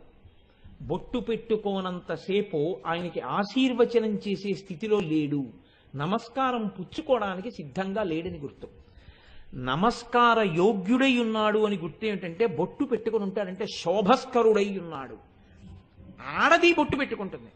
ఆడది బొట్టు పెట్టుకునేటప్పుడు పుట్టింట్లో బొట్టుతో మొదలుపెట్టి అత్తవారింట్లో కూడా ఆ బొట్టు అలా కొనసాగాలనే పుట్టింటి వాళ్ళు అత్తింటి వాళ్ళు ఎప్పుడూ కోరుకుంటారు. ఆ బొట్టు సువాసినీత్వానికి గొప్ప సూచన. ఇప్పుడంటే ఇలా తగలబడింది కానీ దేశం, ఒకానొకప్పుడు శివాజీ మహారాజ్ ఎవరి లలాటమునందైనా బొట్టు కలిగిన ఆడది కనపడితే చాలు ప్రణిపాతం చేసి నమస్కరించేవట అమ్మవారు అని. కొన్ని మతాల్లో ఉన్నటువంటి వాళ్ళు బొట్టు పెట్టుకోరు. అటువంటి వాళ్ళని పొరపాటున చెరబట్టి తెస్తే వారికి వివాహం అయిందని తెలిస్తే శివాజీ మహారాజు పల్లకీలో పెట్టి పంపించేసేవాడు వాళ్ళని. అంత గౌరవించింది ఈ జాతి పెళ్ళైన ఆడదాన్ని. సువాసిని చిహ్నంలో మొట్టమొదటిది ఏది అంటే బొట్టే. ఆ బొట్టు అంత గొప్పది. ఈ బొట్టు 3 కారణములు చెప్తారు. నేను దీన్ని ఎందుకు చెప్పారు అమ్మవారి బొట్టు గురించి అన్నదాన్ని మీరు జాగ్రత్తగా వింటే మీకు ఉత్తర క్షణంలో దానివల్ల ప్రయోజనం కలుగుతుంది. ఈ బొట్టు సుగంధభరితమైన పదార్థము చేత చెయ్యబడినది మాత్రమే పెట్టుకోవాలి. సుగంధభరితము కాని పదార్థముతో బొట్టు పెట్టుకోకూడదు. స్టిక్కర్తో బొట్టు పెట్టుకోవచ్చా అండి? ఒక్కనాటికి పెట్టుకోకూడదు. ఎందుకు పెట్టుకోకూడదు? అది సుగంధభరితం కాదు. స్టిక్కర్ వెనక్కి తిప్పి వాసన చూడు. కాబట్టి అది ఖచ్చితంగా నీ ఆజ్ఞాచక్రం మీద ఆలోచనల్ని పాడు చేసేస్తుంది. స్టిక్కర్ అన్నది ఈ జాతికి అలవాట్లేని విషయం. బొట్టు ఎలా పెట్టుకోవాలి అంటే కుంకుమతో పెట్టుకుంటారు, కస్తూరితో పెట్టుకుంటారు, తిలకంతో పెట్టుకుంటారు. ఎందుకు పెట్టుకుంటారు అంటే ఇవి పరిమళాన్ని కలిగి ఉంటాయి. తిలకం మంచి పరిమళంతో ఉంటుంది, కుంకుమ అసలు అమ్మవారు. ఇవి పరిమళ ద్రవ్యాలు. అందుకని బొట్టు పెట్టుకునేటటువంటి పదార్థము పరిమళ భరితమై ఉండాలి. 2, అది ఉత్తర క్షణంలో పవిత్రతని సూచిస్తుంది. ఈ పవిత్రత అని ఒకటి ఉంటుంది. ఆ పవిత్రమై ఉన్నాడు అంటే తాను పవిత్రంగా ఉంటే తప్ప తాను ఇతరమైనటువంటి పని చెయ్యడం కుదరదు. 3, సువాసినీత్వానికి మొట్టమొదటి సూచన ఏది అంటే బొట్టే. అసలు ఆ బొట్టుతోనే కనపడుతూ ఉండాలి ఎప్పుడు. కాబట్టి చూడండి, పురుషుడికి జీవితంలో అభ్యున్నతి ఎప్పుడు ప్రారంభమవుతుంది అని అడిగారు. వాడు ఎంత వేదం చదువుకోనివ్వండి, సమావర్తనము అని ఒక ప్రక్రియ ఉంటుంది. పెళ్లి చేసేటప్పుడు ఈ సమావర్తనం చేస్తారు స్నాతకంలో. ఈ సమావర్తనం చేసేటప్పుడు బ్రహ్మచర్య ఆశ్రమం నుంచి గృహస్థాశ్రమంలోకి ప్రవేశిస్తాడు. ఈ గృహస్థాశ్రమంలోకి ప్రవేశిస్తే ఎందుకొరకు ప్రవేశించాలి? ఆడదాన్ని బొట్టు పెట్టుకొమ్మని, మగవాణ్ణి బొట్టు పెట్టుకొమ్మని శాస్త్రం ఎందుకు చెప్పిందో చూడండి. అలా బొట్టు లేకపోతే వాడు సంస్కార రహితుడు అని గుర్తు. వాడు ఏది చెయ్యడానికి అర్హతని పొంది ఉండడు. సరికదా? ఎప్పుడూ అశౌచాన్ని మోసుకుంటూ ఉంటాడు. కాబట్టి బొట్టు ఎప్పుడూ ఉండాలి ముఖాన. ఎందుచేత అంటే మగవాడికి జన్మతః 3 రుణాలు ఉన్నాయి. ఈ 3 రుణాలే, ఒకటి పితృ రుణం. తండ్రికి రుణపడిపోయి ఉంటాడు. పుడుతూనే నేనేం ప్రాణిశ్రీ నోట్ రాయలేదండి అంటే కుదరదు, ఉంటుంది. తండ్రి గారికి రుణం. 2, దేవతలకి రుణం, దేవతలకి రుణపడి ఉంటాడు. 3, ఋషులకి రుణం. ఈ 3 రుణాలు ఉంటాయి. ఈ 3 రుణములను పురుషుడు తనంత తాను తీర్చుకొనలేడు. మీరు బాగా జ్ఞాపకం పెట్టుకోండి. పురుషుడు తాను తీర్చుకోలేడు. ఎవరి వలన తీర్చుకోగలడు? ఆడదాని వలన తీర్చుకోగలడు. అందుకే ఆ పిల్లకి ఇంకో పేరు పెట్టల, ఆడపిల్ల. ఆడపిల్ల అంటే ఈ పిల్ల ఇక్కడ పుట్టింది, ఇక్కడ మమ్మల్ని ఉద్ధరిస్తుంది. కానీ ఈవిడ ప్రధానంగా ఎందుకు పుట్టిందంటే ఈవిడ ఎక్కడికి చేరాలో ఈశ్వరుడు నిర్దేశకత్వం చేసి ఉన్నాడు. ఈ పిల్ల ఆడపిల్ల అక్కడికి ఎడుతుంది. వెళ్ళి ఈ పిల్ల ఏం చేస్తుంది? ఉద్ధరించడానికి పుట్టింది. ఈ పిల్ల ఇక్కడ పుట్టి నన్ను ఉద్ధరిస్తుంది. ఈ పిల్ల అక్కడికి వెళ్ళి అక్కడ ఉద్ధరిస్తుంది. మగవాడు గొప్పవాడా ఆడది గొప్పదా అంటే శాస్త్రంలో ఆడదే గొప్పది. ఎందుకో తెలుసా అండి? ఆడది లేకపోతే పురుషుడికి 3 రుణముల నుంచి విముక్తి లేదు. ఎంత చదువుకున్నవాడైనా కానివ్వండి, విముక్తి లేదు. గృహస్థాశ్రమంలోకి వెళ్ళాలి. గృహస్థాశ్రమంలోకి వెళ్ళాలి అంటే ధర్మపత్నిని స్వీకరించాలి. ధర్మపత్నిని స్వీకరించి పురుషార్థములను జీవితంలో పొందాలి.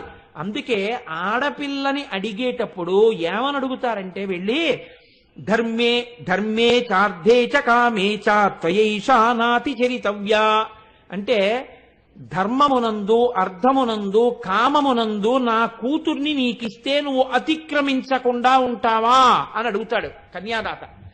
ధర్మే చార్థే చ కామే చ త్వయైషా నాతి చరితవ్యా. ఈ 3టిలో నువ్వు దాటకూడదు నా పిల్లని. ధర్మము నా కూతురుతో కలిసి చెయ్యాలి, అర్థము నా కూతురుతో కలిసి అనుభవించాలి, కామము నా కూతురు యందు మాత్రమే తీరాలి. ఇలా ఉండగలవా అంటే ప్రమాణం చేస్తాడు. నాతి చరామి, నేను ఈ పిల్లని అతిక్రమించను అని ప్రమాణం చేస్తాడు. నాతి చరామి అని ప్రమాణం చేసిన తరువాత అప్పుడు తీసుకొచ్చి ఈ ఆడపిల్లని కన్యాదానం చేస్తారు.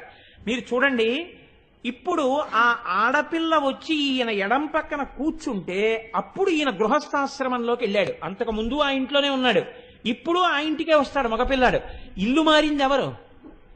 ఆడపిల్ల మారింది, మగపిల్లాడు మారలేదు. మగపిల్లాడు ఆ ఇంట్లోనే ఉన్నాడు. ఇంకో ఊరిని పెళ్లి చేసిన 3 పూటలు తినేసి వచ్చేసినా అక్కడి నుంచి మళ్ళీ తన ఇంటికే వచ్చేస్తాడు, ఇంకో పూట పెట్టలేదని ఏడుస్తూ వచ్చిన.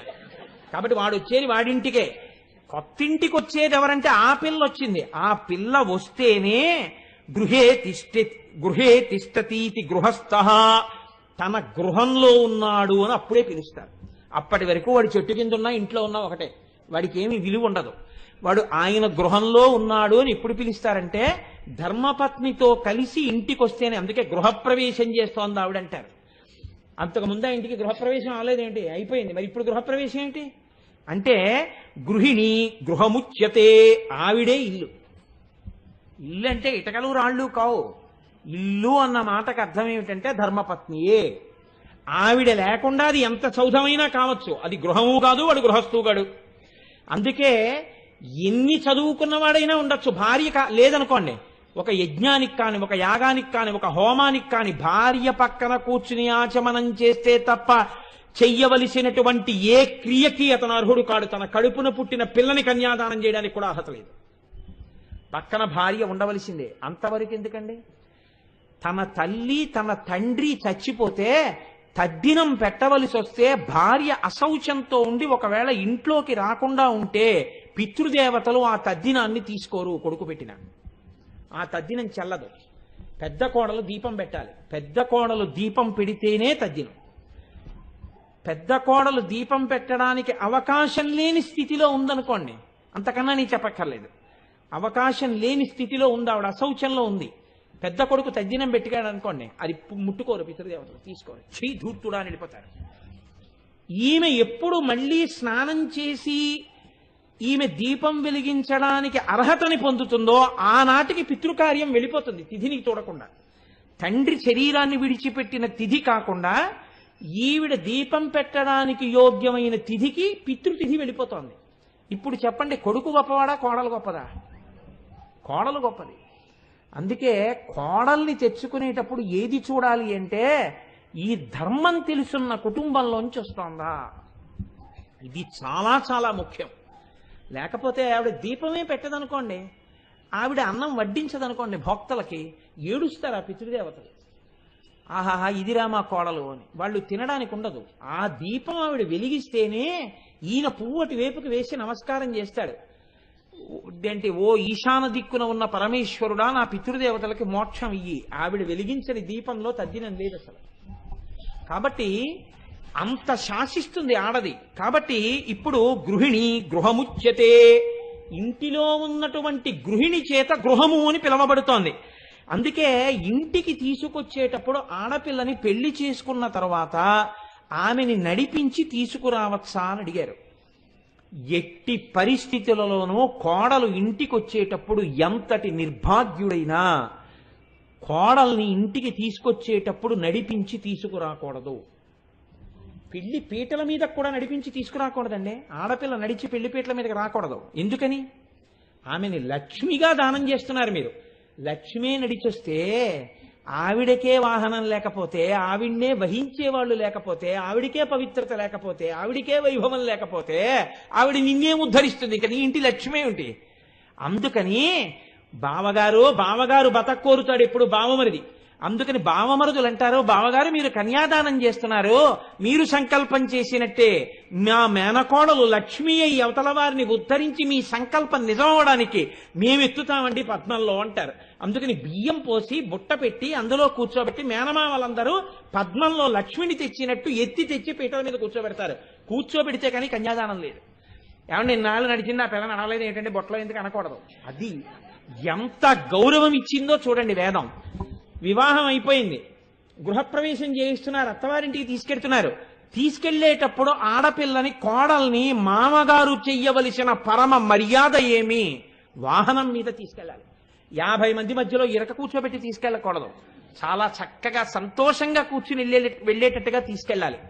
తీసుకువెళ్ళేటప్పుట ఒక విషయం చెప్తారు, గృహాన్ గచ్చ గృహపత్ని యథాసో వశినీత్వం విధదమావదాసి గృహాధిపతివై మంచి కార్యములను చేయింపుమో అని అడుగుతాడు. ఆ మంత్రంతో చెప్పేటప్పుడు అడుగు కుడికాలు పెట్టమ్మా అంటారు. భర్త అంటాడు ఆవిడ్ని లోపలికి పిలుస్తూ, గృహాన్ గచ్చ గృహపత్ని యథాసో వశినీత్వం విధదమావదాసి. ఇక నుంచి ఈ ఇంటి యజమానురాలువి నీవు పక్కన లేనిదే నేను చెయ్యగలిగినది లేదు. నేను ఎక్కడో కొడుకుని కంటే నా పితృరుణం తీరదు, ఈవిడ వలన కొడుకుని కంటేనే నా పితృరుణం తీరుతుంది తప్ప భ్రష్టుడనైపోతాను కూడా. వేరొక చోట నా కామము ప్రచోదనమైతే నా పితృరుణం నీ వల్లే తీరాలి.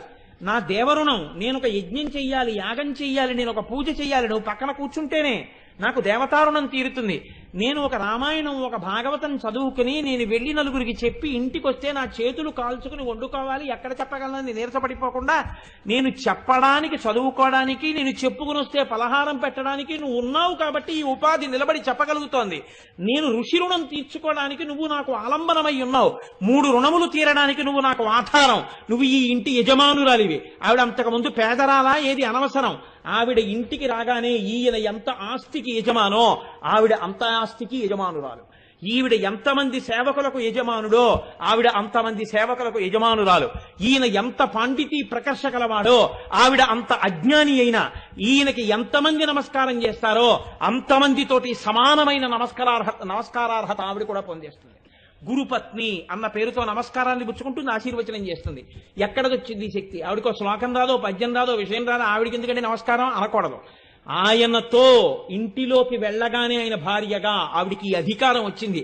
ఇవన్నీ ఆవిడ బొట్టు. ఇవే బొట్టు అంటే ఈ అధికారం బొట్టు. ఆయనని నేను దేవరుణం తీర్పించగలను, బొట్టు. ఆయనకి పితృరుణం తీర్చగలను, బొట్టు. ఆయనకి నేను దేవతారుణం ఋషి రుణం తీర్పించగలను, బొట్టు. నేను ఈ ఇంటి యజమానురాలను, బొట్టు. నా ఉపాసన చేత ఆయన తెచ్చినది సముధికంగా వృద్ధిని పొంది 10 పుణ్యకార్యాలు మేమిద్దరం కలిసి చెయ్యగలం, ఇది బొట్టు. ఇప్పుడు చెప్పండి, ఆ ఒక్క బొట్టులో ఎంత శోభ నిండిపోయింది. ఒక ఇంటి మంగళం అంతా ఎక్కడుంది అంటే ఆడదాని బొట్టులోనే ఉంది. బొట్టు పెట్టుకున్న లలాటం ఆ కుటుంబ వృద్ధికి సూచన. బొట్టు పెట్టుకున్న ఆడది ఉన్నది అంటే ఆ ఇల్లు మంగళప్రదమై ఉన్నది. ఆ ముఖ దర్శనమే చాలు, అమ్మవారి ముఖ దర్శనంతో సమానం. ఈవిడికి ఈ బొట్టు ఉంచుకోగలిగిన శక్తి ఎక్కడి నుంచి వచ్చింది? ఆ బొట్టులోంచి వస్తోందన్నారు. ఒక సూర్యుండు సమస్త జీవులకు తానొక్కొక్కడై తోచుపోలిక ఏ దేవుడు సర్వకాలము మహాలీల నిజోత్పన్న సస్య కదంబ హృత్సరోరుహములం నానా విధానో రూపకుడై తోచు ఒక్క హరినే ప్రార్థింతున శ్రాంతమున్నంటాడు భీష్ముడు. ఒక్క సూర్యుడు ఇంతమందికి ఒక్కొక్క సూర్యుడైనట్టు ప్రతి ఇంటి ఇల్లాలు ప్రతి భర్త పక్కన లక్ష్మీప్రదయ్యి నిర్వహించగలిగినటువంటి శక్తి, ఇంత గొప్ప శక్తి ఎక్కడి నుంచి వచ్చింది? ఈవిడ సువాసినిత్వానికి గుర్తయిన బొట్టులోని ఈ శక్తి ఆవిడ బొట్టులోంచి వస్తోంది. ఆవిడ అనుగ్రహం ఉంది కాబట్టే ఆవిడ ఎక్కడికైనా వెడితే ఇవ్వగలిగిన వాళ్ళైనా ఇవ్వలేని వాళ్ళైనా ఒక్కటే, ఉండమ్మా బొట్టు పెడతా అంటే అంతే, ఉండిపోవలసిందే. అందుకే ఒక నానుడి ఉంది, ఇంత పసుపు కుంకం కోసం 10 ఆమళ్ళు పరిగెత్తింది అంటారు. అది పసుపు కుంకాలు కావు మన దృష్టిలో, అవి ఒక కుటుంబమునందు యజమానురాలు సభర్తృకయ్యి కుటుంబాన్ని నిలబెట్టి నడిపించగలిగినటువంటి నిరంతర చిరునవ్వులు విరిసేటటువంటి ఒక పుష్ప గుచ్ఛం ఆ బొట్టంటే. ఆ బొట్టులో ఆ ఇంటి సౌభాగ్యం, ఆ ఇంటి ఆనందం, ఆయన విశ్రాంతి స్థానం, ఆయన అభ్యున్నతి, ఆ పిల్లల అమ్మా అన్న పిలుపు, ఆ పిల్లల నాన్నగారు అని పిలిచిన పిలుపు, ఆ దంపతులిద్దరి సంతోషం, వాళ్ళిద్దరూ కూర్చుని పెట్టించుకున్న నమస్కారం, ఇద్దరూ కలిసి చేసిన ఆశీర్వచనం, ఆయన చెయ్యి పట్టుకుని ఆవిడ నడిచినటువంటి నడక, వాళ్ళిద్దరూ పొందుతున్న సంతోషం, ఇవన్నీ ఎక్కడున్నాయి ఆ కుటుంబంలో? ఆవిడ బొట్టులో ఉన్నాయి. అందుకే పురుషుడు ఎప్పుడు చూసినా బొట్టుతో కూడిన ముఖాన్నే చూడాలి. ఆ బొట్టు అంత పరమ పవిత్రం. ఇంత పవిత్రమై, ఇంత శోభాయమానమై, ఇంత మంగళప్రదమై, ఇంత కళ్యాణకారకమైన ఈ బొట్లన్నీ ఎక్కడి నుంచి శోభ పొందుతున్నాయి? ఆ బొట్టులోంచి ఈ బొట్లు పొందుతున్నాయి. అందుకనమ్మా నీ లలాటమునందు పెట్టుకున్న కస్తూరి తిలకమున్నదే, దాన్ని దర్శించిన వాడు ఉత్తర క్షణంలో ఈ ప్రయోజనాన్ని పొందుతున్నాడు. అందుకే పిల్లకి పెళ్లి చేసేటప్పుడు ముందు గౌరీ తపస్సు చేయిస్తారు. ఇంకొకటి ఉండదు. ఆ గౌరీ తపస్సు చేయించేటప్పుడు ఆడపిల్ల ముందు ఏ వేలు కుంకంలో పెట్టాలో, ఎలా అమ్మవారికి బొట్టు పెట్టాలో, బొట్టు పెట్టి కూర్చుని చక్కగా కుంకుమార్చన చెయ్యాలి. ఏ వేళ్లతో కుంకం పట్టుకోవాలో, ఎలా వెయ్యాలో నేర్పుకోవాలి తల్లి తండ్రి. ఇక్కడ చేసిన పూజే రేపు ఆడపిల్ల అయి అక్కడ వైభవాన్ని నిర్ణయం చేస్తుంది. ఇక్కడ వీడియోల కోసం పూజ చేస్తే నేను చెప్పను. కనుక ఆ బొట్టు అంత ప్రధానమైనది. అందుకే చూడండి, ఒక గొప్ప మాట అంటాడు.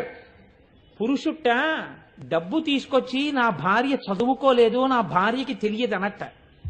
ఎవరికైనా తెలియదేమో కానీ పురుషుడి యొక్క అర్ధశక్తి ఎవరికి తెలుస్తుందంటే భార్యకి తెలుస్తుందట. అర్ధస్య సంగ్రహే చైనాం వ్యయే చైన నియోజయేత్. ఇంటిలో ఉండేటటువంటి డబ్బు వృద్ధిలోకి ఎప్పుడు వస్తుంది అని అడిగారు.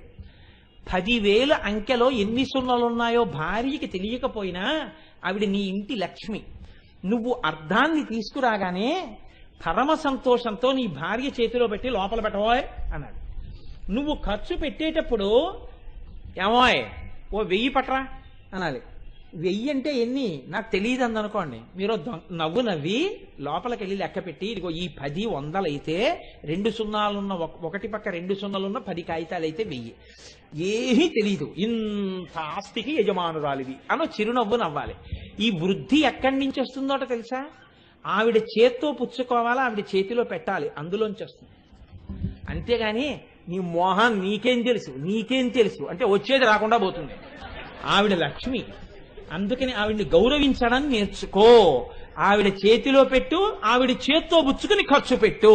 అందుకని శాస్త్రం అంటోంది ఆవిడిని నియోగించు అని చెప్తోంది. నీ అర్థము పెరగడానికి ఆవిడే హేతు, నీ ఇల్లు సౌభాగ్యవంతంగా ఉండడానికి ఆవిడే హేతు.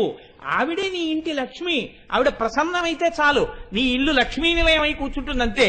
కాబట్టి అర్ధస్య సంగ్రహే చైనాం జయే చైవ నియోజయేత్. ఏమండి ఫైల్ రాయడం వచ్చా? నాలా చదువుకుందా? ఇంత డబ్బు ఎక్కడొచ్చిందండి? బిడ్డొచ్చిన వేళ గొడ్డొచ్చిన వేళ అంటారు. అందుకే ఆవిడ నవ్వుతూ ఉంటుంది, ఆ నవ్వుతూ అందుకుంటుంది, నవ్వుతూ ఇస్తుంది. అందుకే అంత వృద్ధిలోకి వస్తారు.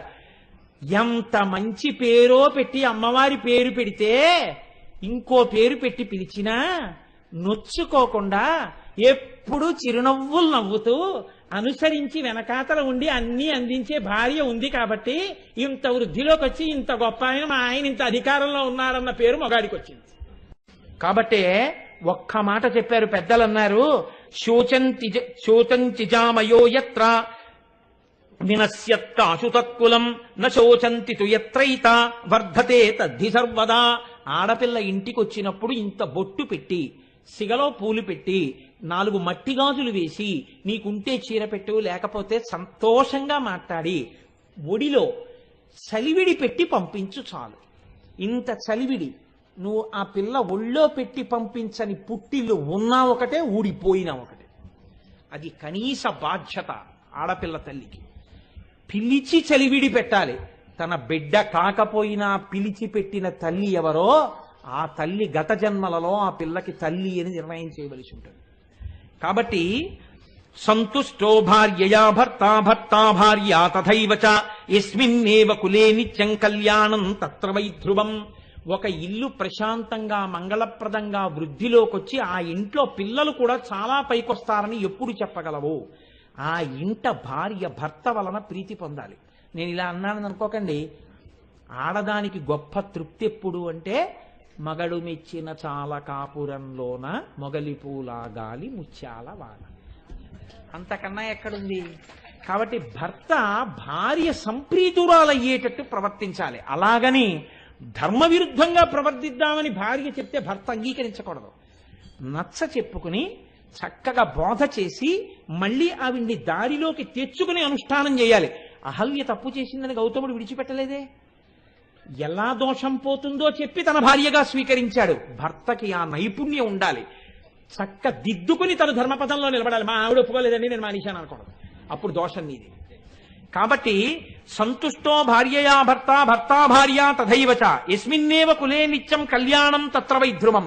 ఈ భార్యాభర్తల మధ్య అవగాహన, నిత్య కళ్యాణం, పచ్చతోరణంగా ఇళ్ళు ఉండగలిగినటువంటి ఈ శక్తి కూడా ఎక్కడ పడుతుంది అన్నారు? బొట్టులోంచే పడుతుంది. ఆజ్ఞాచక్రం కదండి. అందుకే కదా తారాబలం చంద్రబలం తథైవ అని చూసి పసుపు జీలకర్ర బెల్లం పెట్టించారు. ఇది ఆజ్ఞాచక్రం మీద నిలబడి ఒండరులకు అవగాహన కలిగి సంతోషంగా ఉండాలంటే బొట్లు ఉండాలి.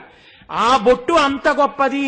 ఈ బొట్టు పెట్టుకుందాం, ఈ బొట్టు చేత ఇంట్లో ఇన్ని సుఖాలు పండించుకుందాం అన్న భావన ఎక్కడి నుంచి వస్తోంది? ఆ బొట్టులోంచి వస్తోంది. అమ్మవారి బొట్టులోంచి ఇన్ని బొట్లు ప్రకాశిస్తున్నాయి. ఆ బొట్టు ఎవడు చూస్తున్నాడో వాడు అద్భుతమైన శక్తిని పొందుతాడు. ఏమిటండి మీరు మాట్లాడేది, బొట్టుకంత శక్తి ఉంటుందా అంటారేమో. 3 గజాల గుడ్డముక్క మీద 3 గీతలు గీసి రంగులు వేసి రాష్ట్రపతి ఎందుకు సెల్యూట్ చేస్తున్నాడు రిపబ్లిక్ డే నాడు? భారతదేశ సార్వభౌమాధికారం అంతా 3 గజాల గుడ్డలో ఉందా? నువ్వు ఉందని నమ్మావు, ఉందంతే. భారత సర్వసైన్యాధ్యక్షుడే వందనం చేస్తున్నాడు జాతీయ పతాకానికి. ఉందని నమ్మి నువ్వు పెట్టుకున్న నమ్మకానికే అంతుంటే వేదం చెప్పిన దానికి ఎంత నమ్మకం ఉండాలి నీకు? వేదం చెప్పింది పరమ సత్యం. ఆ తల్లి బొట్టు యొక్క దర్శనం చేత నువ్వు సమస్త మంగళములను పొందుతున్నావు.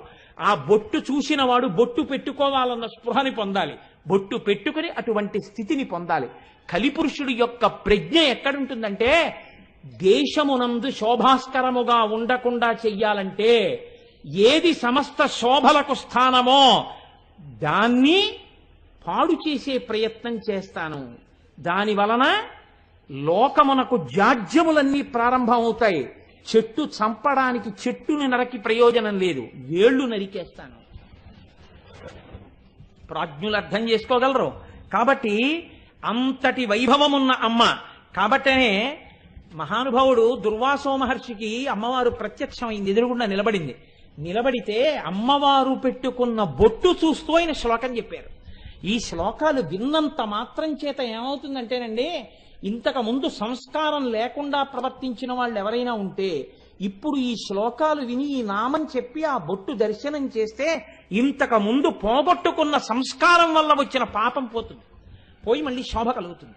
అందుకు నా శ్లోకాలకు అంత గొప్పతనం వచ్చింది. కుంకుమ లలామ భాస్వన్నిటలాం కుటిలతర చిల్లికాయుగళాం నాళీక సదృశ నయనాం నాసాంచల కలితమౌక్తికాభరణాం. ప్రకాశిస్తున్నటువంటి కుంకుమ బొట్టుతో మిరిసిపోతూ అమ్మవారు దర్శనమిచ్చింది దుర్వాసో మహర్షికి. అప్పుడు చేసినటువంటి ఆర్యా ద్విషతిలో రాస్తారు. కాళిదాస మహాకవి ఒక రచన చేస్తూ ఒక మాట అంటారు. అందులో ఆయన అంటారు, అబ్బో సరే ఈ శ్లోకంతో పూర్తి చేస్తాను. ఆయన అంటారు, ఇంత శోభలు ఎక్కడి నుంచి వచ్చాయి, ఆ బొట్టుకంత శక్తి ఎక్కడిది అంటే, ఆ బొట్టుని ఒక్కసారి చూసి నమస్కరించగలిగితే, ఆ బొట్టు యొక్క గౌరవాన్ని నువ్వు తెలుసుకోగలిగితే, చేటి భవన్ నిఖిల కేటి కదంబవన వాటీషు నాకి పటలి కోటి రచారుతర కోటి మణి కిరణ కోటి కరంబిత పద పాటి రగంధకుచ సాటి కవిత్వ పరిపాటి నగాధిపసుత ఘోటి కులాధిక ధాటి ముదార ముఖ వీటి రసేన తనుతాం. ప్రతి ఇంటిలో ఉన్న ఆడది తాంబూల చర్వణం చేసేటట్టు, ప్రతి ఇంటిలో ఉన్న ఆడది ఎక్కడికి వెళ్ళినా ఇందిరా ప్రతిగృహాతు ఇందిరా వై దదాతి చ అని లక్ష్మి ఇస్తోంది, లక్ష్మి పుచ్చుకుంటోందని కాళ్ళకి పసుపు రాయించుకునేటట్టు, బొట్టు పెట్టించుకునేటట్టు, ప్రతి ఇంట పిల్లలతో పాపలతో సుఖశాంతుల